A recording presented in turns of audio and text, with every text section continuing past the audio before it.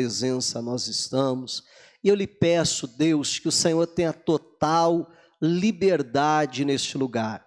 Que o Senhor venha falar aos nossos corações, que o Senhor venha abrir o nosso entendimento para aquilo que o Senhor quer comunicar com cada um de nós, meu Deus, nessa noite, até mesmo no culto que vai ficar gravado, pessoas que vão assistir depois e que sejam também impactadas, Pai, pela Tua palavra, pela Tua glória. Meu Deus, que o Senhor possa me usar nesta hora, Pai, que a voz que cada uma destas pessoas virá ouvir, que não seja a minha, Pai, mas que seja a voz do Senhor falando, comunicando a cada coração, trazendo fé, trazendo alinhamento de visão, Pai, e nos trazendo ao centro da Tua vontade, Pai. E assim nós oramos em nome de Jesus Cristo, pedindo a Tua ajuda, a Tua graça, e você que crê, diga amém e glória a Deus. Amém. Aleluias. Evangelho de João, capítulo de número 3, versículo de número 16. Esse texto que é considerado por muitos o texto áureo da Bíblia, o texto, quem sabe, que né, o único versículo que melhor resume toda a mensagem bíblica. Talvez não fosse nem necessário a gente abrir, porque eu acredito que o cristão deveria conhecer esse versículo, né, de cor. Mas, de qualquer forma, vamos lá ler, e eu gostaria de pedir a sua ajuda, eu gostaria que uma voz aí poderosa você lesse junto comigo. Vamos lá? Diz assim: porque Deus amou o mundo, mas vocês deixaram isso sozinho, gente. Vai lá, solta a voz. Porque Deus amou o mundo de tal maneira que deu o seu Filho unigênito, para que todo aquele que nele crê não pereça, mas tenha a vida eterna. Amém. Meu irmão, no texto, como eu dizia, que é conhecido como o texto áureo, quem sabe o texto bíblico que melhor expresse, né, o plano de salvação para a humanidade, que, quem sabe, melhor resume aí toda a mensagem bíblica, que fala sobre o porquê Deus enviou Jesus nessa terra. Para que sejamos salvos, Ele faz isso por amor e Ele envia Jesus. Agora você perceba que nesse texto tão conhecido da Bíblia, chega numa parte que diz qual foi o propósito de Deus ter enviado Jesus aqui. E diz assim, a parte B do versículo: para que todo aquele que nele crê, o que está escrito? Não pereça. E aí é que surge a pergunta, e através desse texto que eu quero começar a desenhar o cenário de hoje, desenhar a mensagem de hoje. É a pergunta que surge é o seguinte: mas Jesus foi enviado para que eu e você não venhamos perecer. Mas perecer no quê? Ou perecer em quê? Você perceba que esse próprio texto, aonde é nos apresentado todo o plano de salvação para nós, e a explicação por que Deus enviou Jesus a essa terra para nos salvar, mas diz que veio nos salvar de algo. Veio nos salvar de algo que nós iríamos perecer nele. E do que é isso? Será que está falando simplesmente dos sofrimentos dessa vida? Eu acho que não. Porque quando a gente só consegue enxergar que Jesus morreu por mim, para que eu não venha a sofrer aqui nessa vida, eu penso que eu estou barateando o Evangelho. Eu penso que eu estou barateando o que Cristo fez por mim. Porque Jesus veio aqui para que eu não perecesse aonde? No inferno. Amém? Para que eu não fosse para lá. Por isso que Deus enviou Jesus. E hoje eu quero falar justamente sobre isso, sobre o inferno. E não achando um título melhor, eu coloquei o título da seguinte forma: a verdade sobre o inferno. Eu sei que não é o tipo de mensagem que, quem sabe, arranca aplausos, que não é o tipo de mensagem que, quem sabe, vai arrancar muito glória a Deus, aleluia e tal. É uma mensagem que, se você for ver bem, pouco a gente escuta nos púlpitos das igrejas. Sim ou não? Falando a respeito do inferno, e alguém poderia dizer, pastor, mas uma mensagem que fala a respeito do inferno não é importante, deveria ser importante uma mensagem que fala a respeito do céu. Será mesmo? Porque se eu não entender do que Jesus me livrou, será que eu vou conseguir reconhecer a grandeza do que Ele fez por mim? Você está entendendo? Se eu não conseguir entender que eu e você iríamos para o inferno, se não fosse Cristo Jesus nos alcançando e nos salvando, e a gente vai falar sobre isso, eu não consigo, meu irmão, entender a grandeza daquilo que aconteceu, do que Jesus fez por mim e por você. A Bíblia, ela diz, vamos lá para Oséias, capítulo de número 13, versículo 14, Oséias fica depois de Daniel, já vem o livro de Oséias, diz o seguinte, isso aqui, Deus usa Oséias centenas e centenas antes da vinda de Cristo Jesus, para anunciar o seguinte, olha só, eu os remirei da violência do inferno e os resgatarei da morte. Onde estão, ó morte, as tuas pragas? Onde está, ó inferno, a tua perdição? O arrependimento será escondido de meus olhos. Então, como eu disse, centenas de anos antes da vinda de Jesus, Deus já usa o profeta Oséias para profetizar, dizendo, eu os remirei da violência do inferno e os resgatarei da morte. Nós vamos entender que quando a Bíblia diz que Deus enviou Jesus para que eu e você não venhamos perecer, é isso, é não perecer no inferno, na perdição eterna. E há muitas pessoas que não creem no inferno. Há até mesmo certos pregadores que anunciam uma mensagem dizendo assim, não, na verdade ninguém vai para o inferno. Na verdade, Deus que é amor jamais vai mandar alguém para o inferno. Deus que é amor vai mandar, dar um jeitinho no final e mandar todo mundo para o céu. A mensagem chamada de universalismo. Só que isso não se encontra a base bíblica. Jesus falando para os discípulos, ele diz assim, olha, não temam aqueles que podem matar o corpo de vocês, temei antes aquele que pode matar o corpo de vocês e ainda lançar a sua alma no inferno. De quem Jesus está falando? De Deus. E ele diz, temam a Deus acima do temor que você possa ter de qualquer outra pessoa, porque aqui é o próprio Senhor Jesus anunciando, porque Deus pode matar o teu corpo e ainda lançar a tua alma no inferno. Verdade é que o inferno não foi feito para o ser humano. Verdade é que o inferno foi feito para o diabo e os seus anjos. Eu vou ler bastante textos bíblicos e eu vou andar rápido aqui na minha leitura, tá? E aí você ou acompanha pelo monitor, ou se for rápido, aí você acompanha na Bíblia. Lá em Mateus capítulo 25, versículo de número 41, Jesus fala justamente sobre isso. Mateus 25, 41. E ele diz assim, então dirá também aos que estiverem à sua esquerda, apartai-vos de mim, malditos, para o fogo eterno, preparado para quem? Para o diabo e os seus anjos. Eu gosto de dizer, meu irmão, que o inferno ele não foi preparado para nenhum ser humano. Ele foi preparado para o diabo e seus anjos, como diz a Bíblia. Então, quem vai para o inferno, meu irmão, vai para o inferno de intrometido.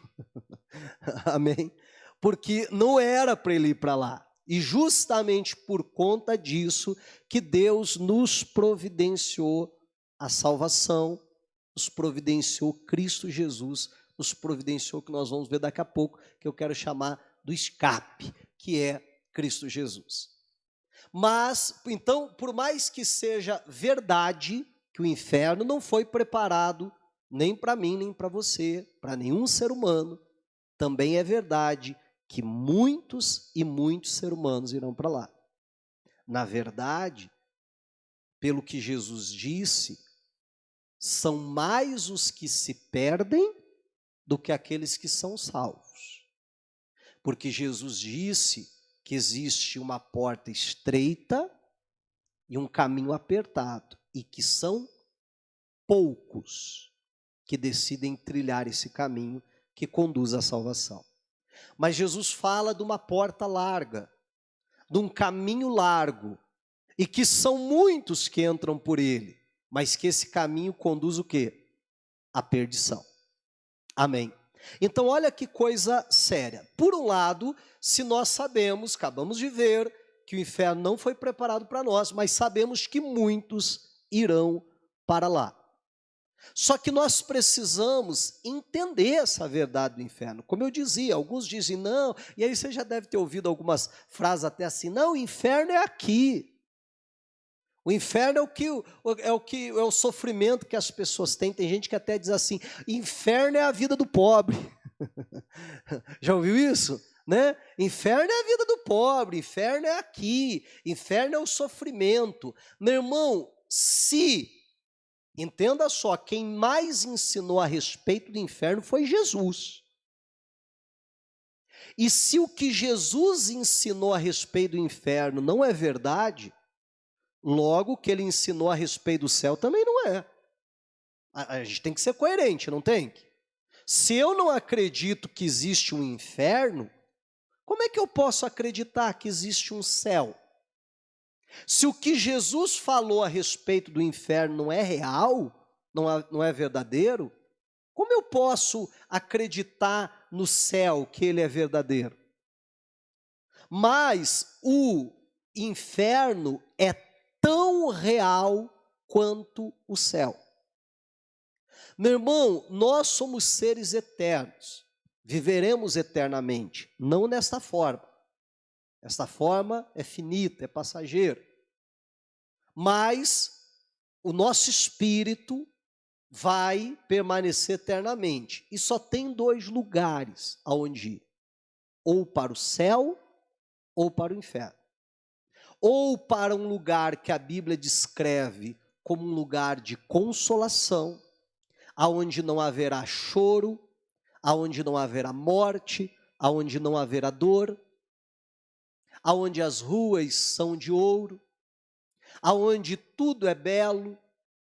Ou a gente vai passar a eternidade num lugar de tormento. Porque todas as vezes que a Bíblia descreve a respeito do inferno, descreve, e todos têm essas mesmas características: um lugar de tormento, um lugar de fogo, de um fogo eterno.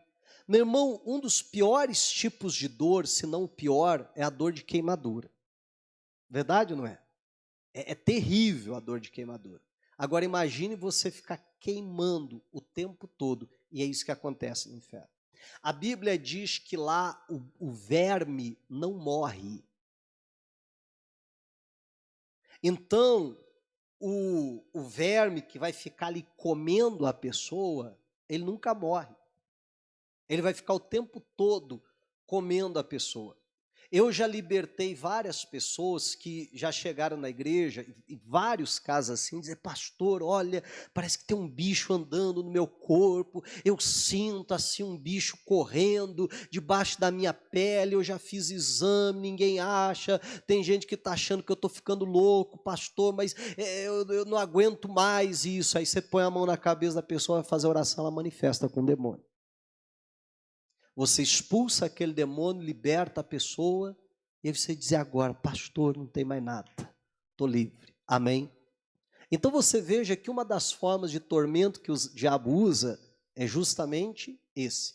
E a Bíblia descreve que o verme não morre. A Bíblia diz que lá haverá choro e ranger de dentes. Nós não podemos ignorar o que é o inferno. Amém? Além de tudo isso, eu acredito que talvez uma das coisas que mais vai atormentar a pessoa no inferno, quando Jesus conta a história do rico e do Lázaro, ele diz que o rico está lá dizendo, manda o Lázaro aí molhar a ponta do dedo para encostar aqui na minha língua, para me refrescar a língua. Porque só o fato, olha só, dele molhar a ponta do dedo na água e encostar na minha língua, eu estou em tanto sofrimento aqui que para mim já vai ser um refrigério. Vamos lembrar que esse era um homem rico e que o Lázaro era um mendigo cheio de chagas que os cães lambiam. Então imagina o dedinho dele, como é que não era. Aquele homem jamais aceitaria isso, mas lá naquele tormento ele diz, e ele está consciente lá, sabendo inclusive da sua família, que a sua família vai se perder, vai para o mesmo caminho. Eu penso que esse é um dos piores tormentos que vai haver lá, porque você já imaginou a pessoa ficar pensando, por que eu não aceitei Jesus? Quando aquele crente veio falar para mim, por que eu debochei? Por que eu não tenho ouvidos? Por que eu escolhi o pecado?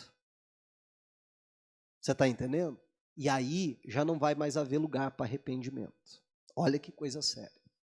Meu irmão, e eu e você precisamos decidir, em primeiro lugar, para onde nós vamos.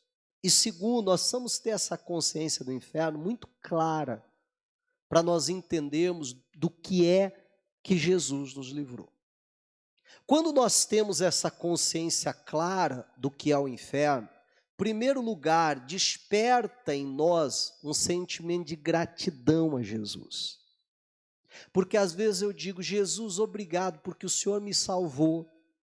Mas às vezes a pessoa sequer para pensar do que é que Jesus realmente a salvou. Você está entendendo?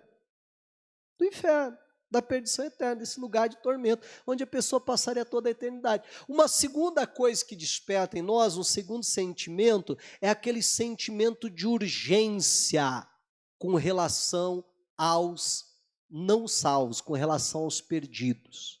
Que se aquela pessoa morrer sem Cristo, ela vai para esse lugar de condenação. E ali não tem mais jeito. Aí não tem indulgência que vai resolver, não tem purgatório que vai dar um jeitinho. Não existe. A chance que nós temos é aqui e agora, são as nossas decisões. Amém? E o que nós precisamos entender, e aí eu gostaria de, para te levar a entender essa verdade, fazer uma pergunta. Pense comigo, o que o ser humano precisa fazer para ir para o inferno? Para aí, pense comigo. O que é que o ser humano precisa fazer para ir para o inferno? Pastor, matar, roubar, adulterar, fazer isso, fazer aquilo. Meu irmão, sabe o que o ser humano precisa fazer para ir para o inferno? Nada. O ser humano não precisa fazer nada para ir para o inferno. Porque o ser humano já está indo para lá. Por causa do pecado de Adão, por causa da nossa natureza pecaminosa, nós já estamos caminhando rumo ao inferno. Esse é o destino de todo ser humano, é o inferno. A Bíblia diz, Romanos 3:23. Eu vou ter que ser rápido, não vai nem dar tempo de eu esperar você abrir, mas vou citando aqui de forma breve. Porque todos pecaram e destituídos estão da glória de Deus, sendo justificados gratuitamente pela sua graça, pela redenção que há em Cristo Jesus. Mas a Bíblia diz que todos pecaram, estão destituídos da glória de Deus. Todo ser humano está caminhando rumo ao inferno. E aí, quando a gente anuncia esse tipo de mensagem, a gente escuta de algumas pessoas mais ou menos assim, pastor, mas o que eu fiz para ir para o inferno? E a gente deveria responder: é justamente por isso que você vai para lá, porque você não fez nada. Você está entendendo? Então, o inferno é o destino, por mais, lembra que eu falava há pouco? Não foi preparado para ninguém. Mas é o destino de todo ser humano que está indo para lá. Então, na verdade, nós precisamos escapar, e esse é o termo bíblico, a gente já vai ver isso, do inferno. Precisamos escapar do inferno, mas todo ser humano está indo para lá, porque todos pecaram. E quando eu digo assim, mas eu não fiz nada, né? Porque na minha cabeça, sim, para alguém ir para o inferno, ela tem que ser uma pessoa muito má. Não é essa que é a ideia que as pessoas têm? Tem que ser alguém terrível. Aí aquele vai para o inferno. Não, aquele merece ir para o inferno.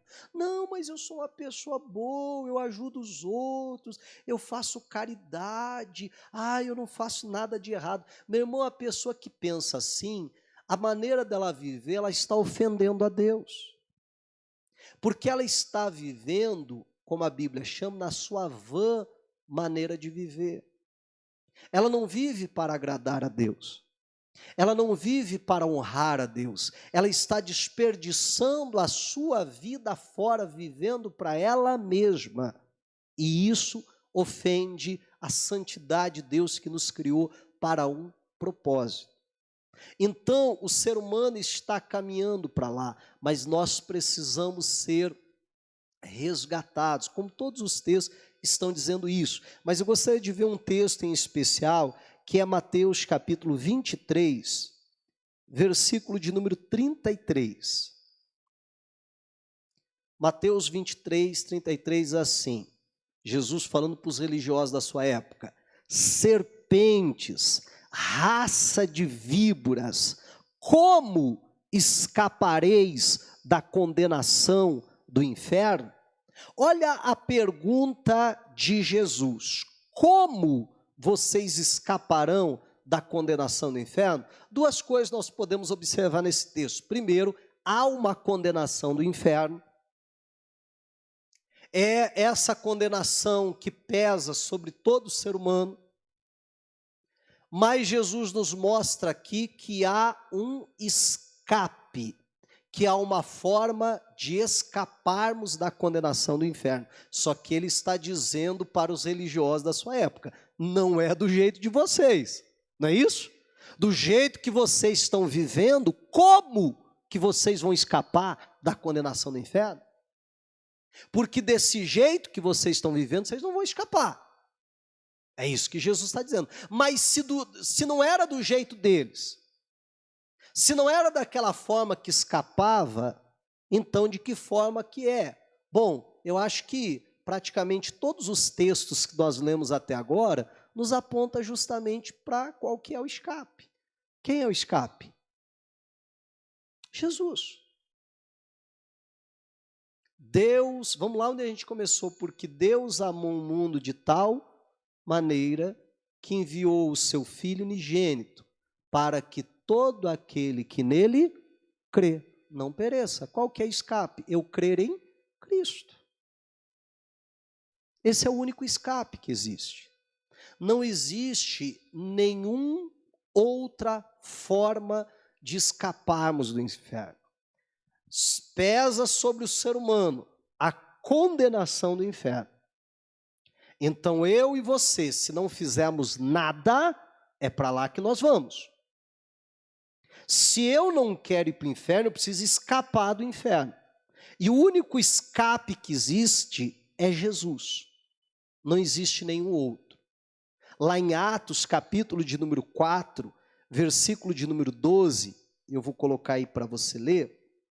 Atos 4,12 diz: em nenhum outro há salvação, porque também debaixo do céu nenhum outro nome há, dado entre os homens, pelo qual devamos ser salvos.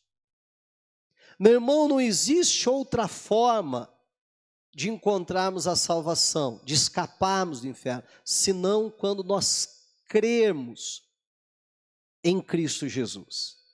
Eu preciso então olhar para o sacrifício de Cristo Jesus lá na cruz do Calvário, e eu preciso, primeiramente, me identificar com o que Jesus fez para mim.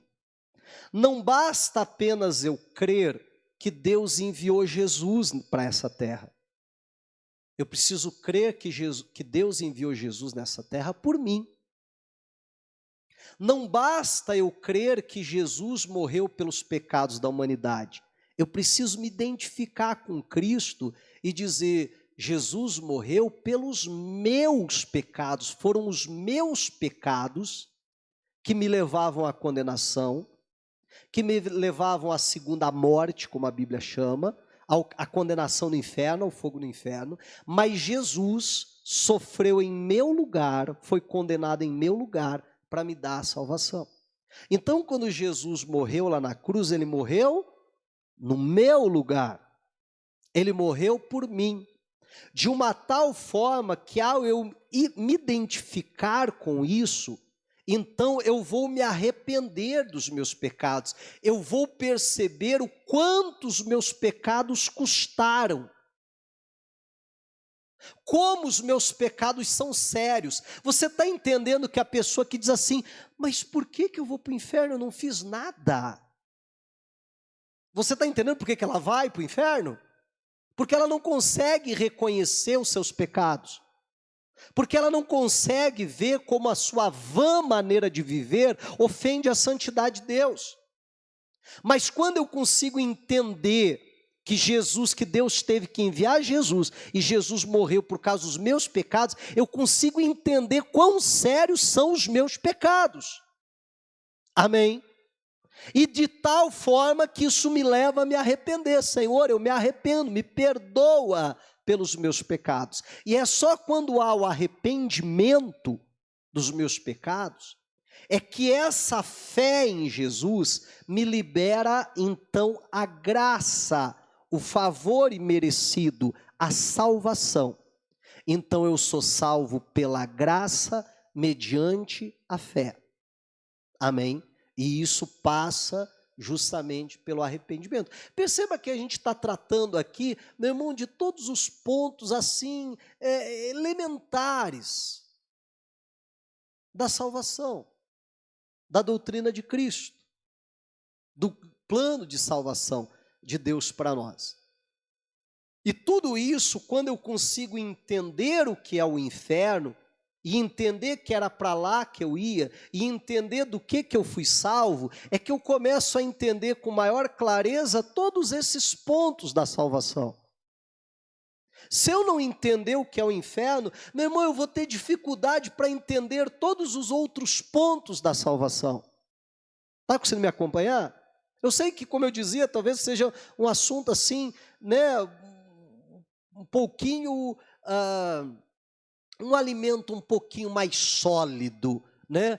Mas que nós precisamos para crescer espiritualmente, para nos tornarmos cristãos maduros de verdade. Então, eu e você precisamos entender que não há outro caminho, que não há outra forma, que não há outro jeito. De vez em quando eu converso com algumas pessoas cristãs, e eu me assusto, porque eu já ouvi de pessoas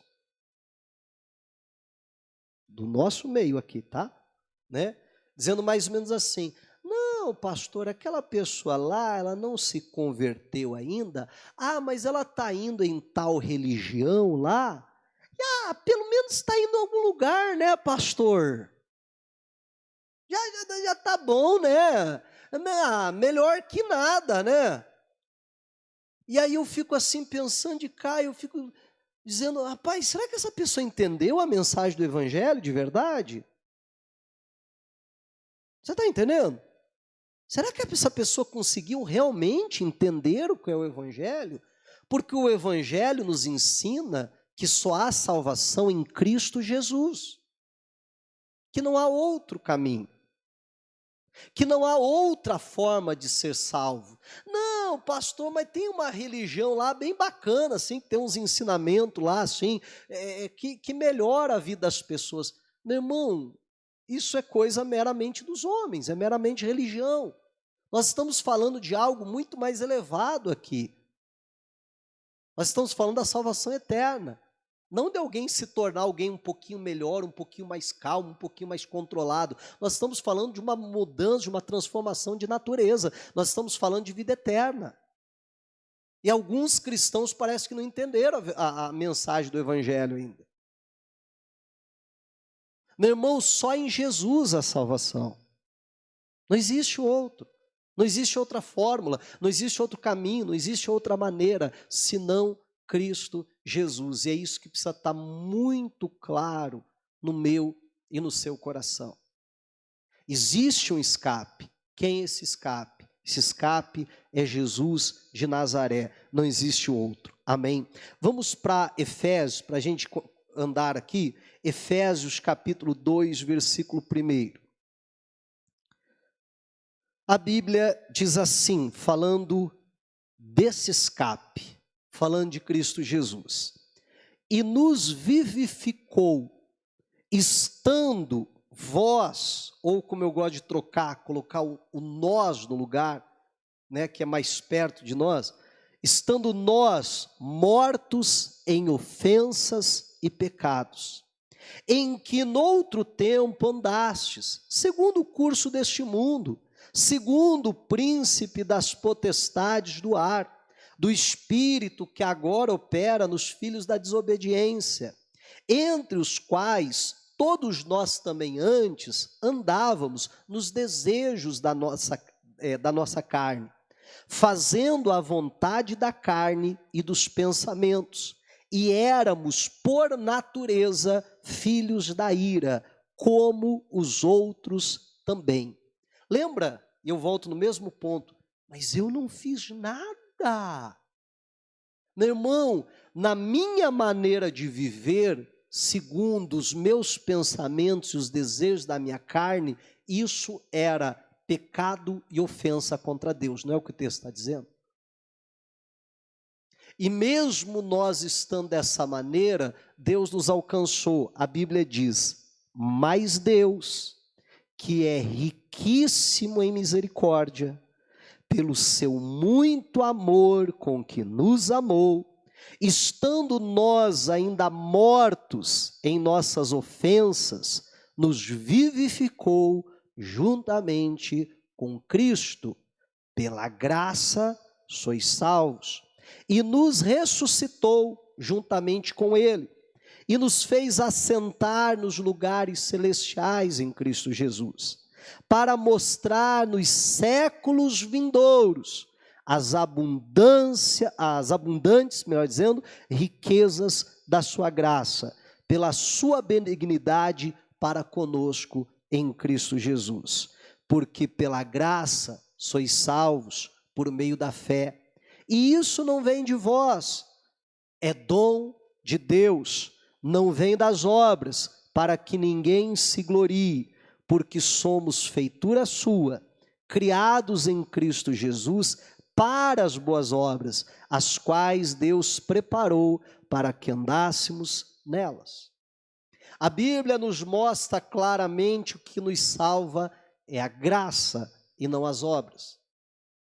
Eu não tenho que fazer boas obras para ser salvo. Eu faço boas obras porque eu fui salvo. Porque a Bíblia diz que eu fui salvo para andar nelas, nas boas obras. Mas o que eu preciso fazer para escapar da condenação do inferno é crer no que Cristo Jesus fez por mim.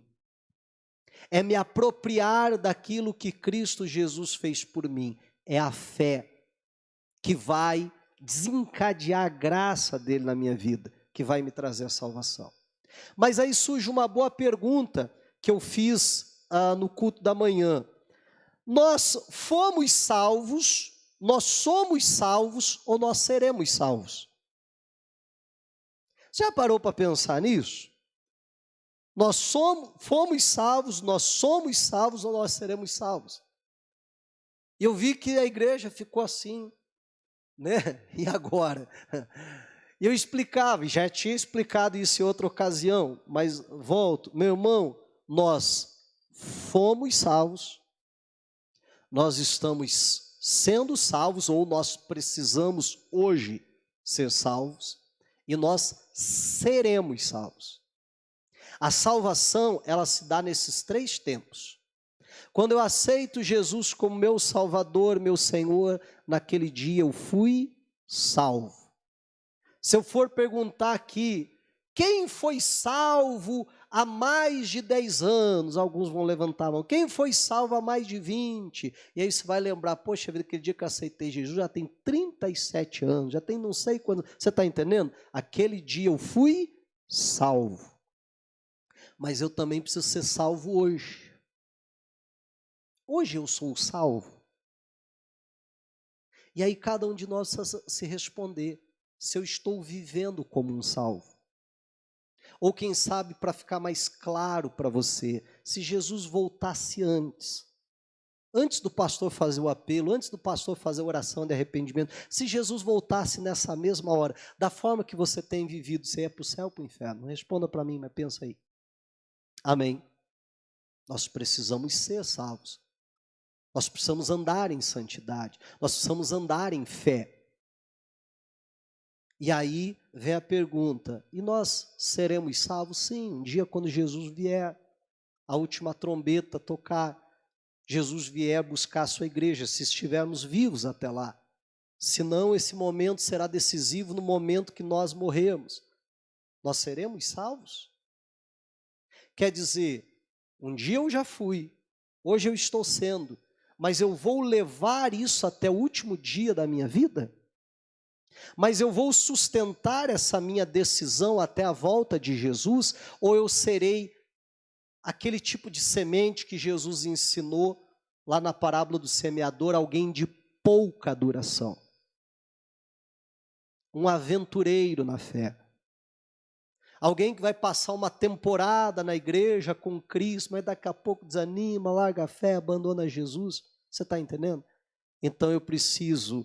E aí a gente abre a Bíblia, você vai encontrar declarações no passado, no presente e no futuro. A Bíblia diz, porque fostes salvos. A Bíblia diz, porque você é salvo. E a Bíblia diz, porque nós seremos salvos. E nós precisamos entender essa dinâmica. Entender que Jesus é a única forma de nós escaparmos da condenação eterna, do inferno. E isso, como eu já falei, produz em nós 2 sentimentos.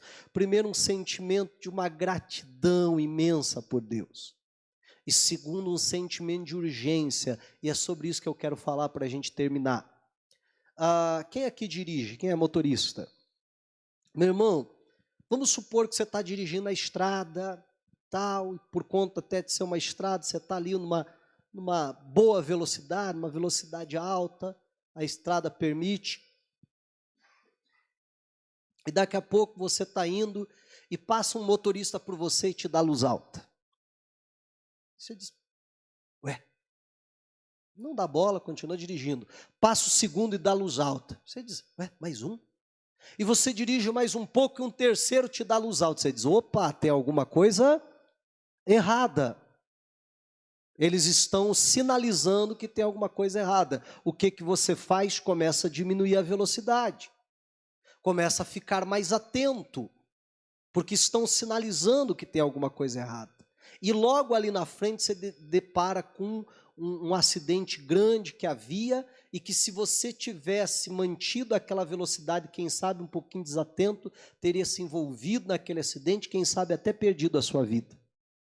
Mas porque alguém te avisou, você diminuiu a velocidade, você ficou mais atento e pôde desviar daquele acidente que poderia custar a sua vida, quem sabe a vida da tua família. E você continua dirigindo. Qual que é a sua obrigação? Ajuda aí, gente. Qual que é a sua obrigação? Ao cruzar com os próximos carros, você fazer o quê? Também sinalizar. Não é essa a sua obrigação? Isso aí a autoescola não ensina, mas a vida ensina, não ensina? Né? Você também sinalizar para que outros não venham, quem sabe, acabar sofrendo um acidente que por alguém ter te avisado você se livrou. E é isso que Deus espera de mim, de você. Claro, numa proporção muito maior. Quem sabe o meu exemplo aqui seja muito simplista. Mas é isso que Deus espera de mim, de você. Aqui na epístola do apóstolo Judas, se vier de trás para frente é mais fácil, Apocalipse Judas. Não tem capítulo, são só versículos. Então o versículo é o 20. Tem Judas na Bíblia, pastor? Tem. Mas pastor, Judas não traiu Jesus. Traiu, só não foi esse aqui, foi outro, né? Mas esse aqui não é o mesmo, tá? Só para você ler mais tranquilo. Versículo 20 diz assim: mas vós, amados, edificando-vos a vós mesmos sobre a vossa santíssima fé, orando no Espírito Santo, conservai a vós mesmos no amor de Deus, esperando a misericórdia de nosso Senhor Jesus Cristo para a vida eterna. É muito interessante que esse texto aqui já mostra aquela dinâmica da salvação que eu falava. Você foi salvo, então conserve a sua santíssima fé, se preparando, vigiando e esperando a misericórdia de Cristo vai se manifestar, trazendo a vida eterna. Você foi salvo, mantenha a sua salvação e espere a vinda de Jesus, aonde a nossa salvação será completa, vindo para nós a vida eterna. Aí diz o 22, e apiedai-vos de alguns que estão duvidosos, e salvai alguns, fazendo o que, gente? Arrebatando-os do fogo. Tende deles misericórdia com temor, aborrecendo até a roupa manchada da carne. A Bíblia diz, enquanto você vai conservando a tua santidade e caminhando na fé de Jesus, o que Deus espera de mim e de você, que do mesmo jeito que nós fomos salvos, que nós escapamos da condenação do inferno, que a gente na nossa caminhada cristã procure também salvar alguns. A gente vai conseguir salvar todo mundo, gente? Infelizmente não, mas a gente tem que se esforçar para salvar alguns, arrebatando-os do fogo. Aqui está falando do fogo do inferno, da perdição eterna, é muito claro, só você lendo o contexto isso fica muito claro. É o que Deus espera de mim e de você.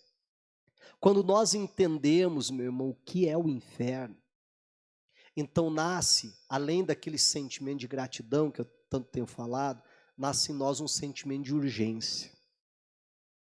De olhar para o perdido e dizer, rapaz, se ele morrer sem Jesus, ele vai para o inferno. Eu preciso salvá-lo. Eu preciso ter essa urgência. Eu preciso, como a Bíblia está dizendo, procurar salvar alguns, arrebatando-os do fogo. Meu irmão, Jesus, ele morreu por nós. E o que Deus espera de nós é que a gente aceite esse escape de Jesus. Como eu gosto de falar, ninguém vai para o inferno por causa dos seus pecados. A pessoa, na verdade, ela vai para o inferno porque ela não aceitou a salvação que Deus deu. Ninguém vai para o inferno por causa dos seus pecados, porque aquele que aceitou Jesus também era pecador, não era? Então, o que vai diferenciar onde a gente vai passar a eternidade é se nós aceitamos a salvação, o escape que Deus nos providenciou através de Cristo Jesus ou não. É isso. Por isso que Jesus disse que aquele que cresce nele e fosse batizado seria salvo. Mas aquele que não cresce nele já estaria condenado. Porque não tem outra salvação. Porque não tem outro caminho. Amém? E é essa a verdade que precisa estar muito clara no meu e no seu coração. Nós não podemos jogar fora aquilo que Cristo fez por mim e por você. Nós não podemos desperdiçar o que Jesus fez, porque isso é uma ofensa muito grave e muito grande a Deus. Para eu encerrar, eu quero contar uma história que eu li uma certa ocasião num livro. Um pregador, ele era americano, e ele um dia foi fazer um acampamento com o seu filho. Seu filho ali era um adolescente, comecinho da juventude e tal, e um dia eles foram acampar, e o filho pediu: pai, posso levar um colega meu comigo? Pode. E levou esse colega, o pai não conhecia muito bem, levou esse colega, e esse colega dele não era convertido, ele não era salvo. E aí eles foram fazer e ali numa corredeira, né, isso é bastante comum lá nos Estados Unidos, né, naqueles botes assim, e quando eles estavam naquela corredeira, chegaram numa parte que era mais agitada, acabou acontecendo ali um acidente, e os dois garotos caíram para fora da água. E os dois garotos começaram então a se afogar. A correnteza era muito forte. O pai ali dentro daquele bote, ele percebeu que só daria tempo para salvar um. Ou ele podia jogar o bote salva-vida ali para o seu filho, puxá-lo de volta, ou para o amigo dele, mas só daria tempo de salvar um, não daria tempo de salvar os dois. E naquela fração de segundos ali que ele precisa decidir: salvo o meu filho ou eu salvo o colega dele que eu mal conheço? E, para espanto, né, ele lutando contra a sua própria natureza, ele pega e joga o bote para o menino, para o amigo do filho. E consegue, com muito custo, puxar ele para dentro do barco novamente. E enquanto ele está resgatando o seu filho, o amigo do seu filho, o filho dele morre afogado. Vem o resgate, né, consegue resgatar o corpo, consegue prestar o socorro ali para o menino e tal. O menino quase se afogou, então vai para o hospital, aquela coisa toda. O pai em luto pela perda do filho, e o pai vai até o hospital visitar esse rapaz. E o rapaz está lá, e o rapaz diz para ele: olha, eu não consigo entender. Desde aquele momento que você me puxou, que você me salvou, isso não sai da minha cabeça. Por que razão você preferiu me salvar do que salvar o seu filho? Você poderia ter salvo o teu filho, eu teria morrido afogado. E eu estou tentando entender como é que um pai consegue fazer isso. Por quê? Qual que é a explicação? Por que você fez isso? E aquele pai, né, ali ainda em luto, com o sofrimento da perda do filho, ele diz: olha, eu escolhi fazer isso porque naqueles segundos que eu tinha para tomar uma decisão, eu me lembrei que o meu filho era de Jesus, que o meu filho era salvo, e se o meu filho morresse, eu ia perdê-lo aqui nessa terra, mas um dia eu iria reencontrá-lo na glória. Mas eu sei que você não é de Jesus, e que se você morresse, não era só o seu corpo que estaria se perdendo, mas a sua alma, o seu espírito iria para o inferno. E por conta disso, eu preferi sacrificar o meu filho para te salvar. E é isso que eu vim fazer nesse hospital. Assim como eu te salvei lá naquela corredeira, agora eu quero pregar o evangelho para você ser salvo. Para você ter a verdadeira salvação. Para você não sofrer a segunda morte, não ir para o inferno. E aquele pai então prega o evangelho para aquele garoto, e ele, muito comovido com toda a situação, ele aceita Jesus como seu salvador, entrega a sua vida e decide a partir daquele dia ser do Senhor Jesus. Agora pare e pense. Você já imaginou se aquele garoto olha para aquele pastor, aquele pai enlutado, e diz assim: olha, muito obrigado por você ter me salvo, muito obrigado pelo aquilo que você fez por mim, mas esse negócio de religião, isso aí não é comigo, eu não gosto dessas coisas, não, esse negócio de céu, de inferno, eu não creio nisso, eu não quero saber disso aí. Você acha que o pai ficaria ofendido? Você acha que aquilo iria doer no pai? Meu irmão, não tem como não. O camarada ia dizer, rapaz, eu deixei de salvar o meu filho para que você tivesse a chance de ser salvo, e você está rejeitando essa salvação. Então você fez com que a morte do meu filho fosse em vão, fosse à toa. Você já parou para pensar que é o mesmo sentimento que Deus tem quando eu e você não aceitamos a salvação que Cristo Jesus veio nos trazer? Amém. Então ninguém vai para o inferno, meu irmão, pelos seus pecados, mas a pessoa vai para o inferno por ter rejeitado a salvação que Deus nos providenciou. Amém? Diga a glória a Deus e vamos aplaudir a Jesus.